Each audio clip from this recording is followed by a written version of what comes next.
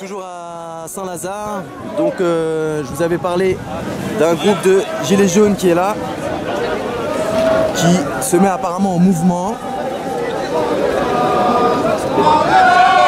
Et là, on a les cheminots qui étaient dans la gare, qui s'étaient mis en assemblée dans la gare, qui sont en train de sortir de la gare. Voilà.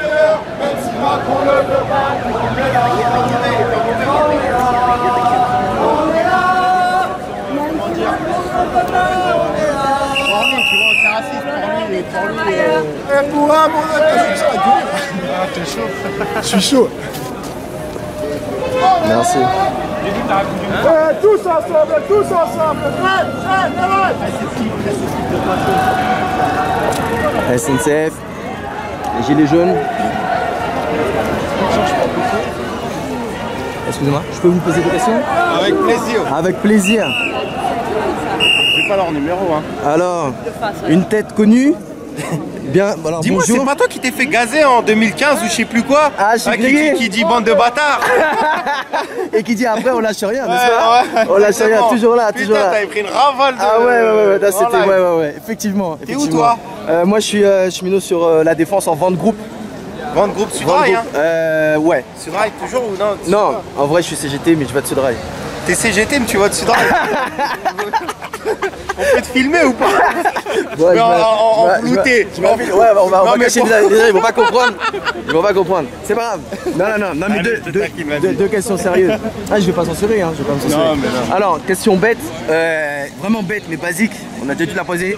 Pourquoi être là avec les gilets jaunes? En deux mots. Pourquoi être là avec les gilets jaunes? Parce qu'en vérité, on est tous gilets jaunes, hein.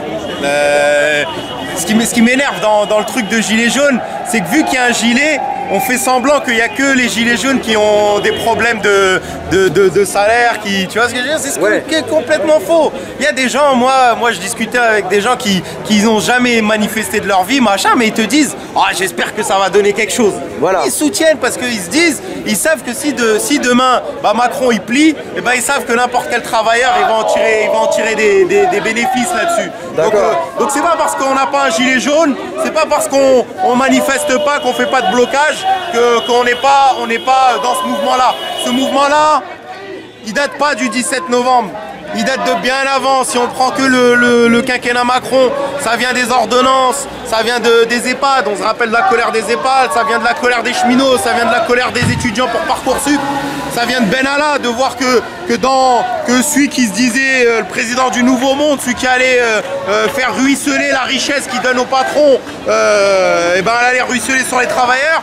Bah c'est tout ça en fait, c'est tout ça qui fait que, en vérité ce mouvement des gilets jaunes il a pris comme ça, mais parce que il y avait déjà des braises, et ces braises elles appartiennent à tout le monde, elles appartiennent pas à une couleur de gilet, donc voilà, nous on est là, on a mis un gilet orange, symboliquement parce que c'est le gilet, le symbolique, mais orange aussi en tant que cheminot, pour montrer que les travailleurs, les cheminots sont là. Voilà, nous on n'est pas des casseurs, comme on dit les vrais casseurs c'est le gouvernement, donc voilà, pour nous, de montrer qu'il y a des travailleurs du rail avec eux, on est là aussi pour défendre un service public. Moi j'ai perdu 3 mois de salaire. J'ai perdu 3 mois de salaire et je montre que je suis encore là. Voilà, on est toujours déterminés. Macron il nous a rien fait plier, même si la réforme elle est passée. Faut qu'il sache que voilà, c'est ce que j'appelle moi la bataille du rail, c'est une victoire à la Pyrrhus.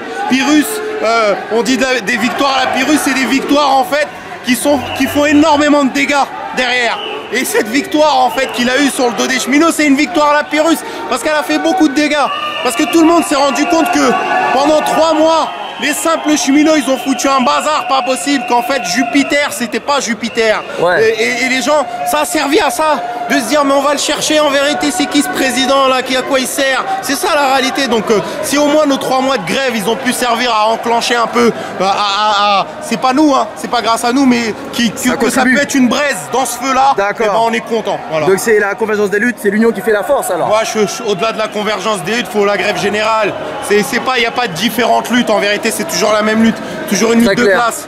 Les gens ils disent quoi? L'ISF, on parle des riches, la classe bourgeoise, on demande les emplois, c'est qui? C'est le patronat. On demande la hausse des salaires, c'est qui? C'est le patronat. Donc c'est une lutte de classe. Lutte de classe. Une lutte de classe. Donc même si les gens ils ont voté Wauquiez ou Fillon, ou ils ont voté Parti Socialiste ou Poutou, ce que tu veux, au final ils ont le même truc, c'est-à-dire de dire la lutte de classe. c'est la classe bourgeoise, ceux qui nous dominent. On veut les faire descendre, on veut les tirer par la cravate et les ramener à terre. Et c'est ça ce que tout le monde est en train de demander, de la manière dont ils veulent. De la manière dont ils veulent. C'est ce rapport de domination qu'on essaye de casser. Voilà.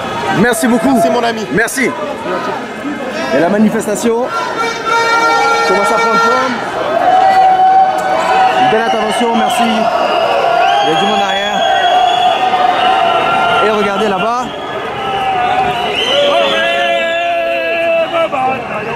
Regardez là-bas, il y a du monde qui arrive aussi. Il y a pas mal de monde d'ailleurs.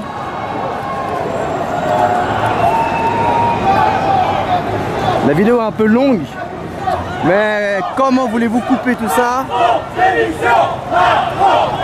Comment voulez-vous couper tout ça? Alors je vous rassure, je ne sais pas faire de montage, d'accord? Enfin, montage si, mais je ne sais pas truquer les images par rapport au nombre de participants.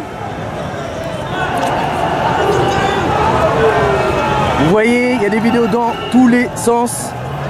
Le premier média, c'est nous. Donc, partageons.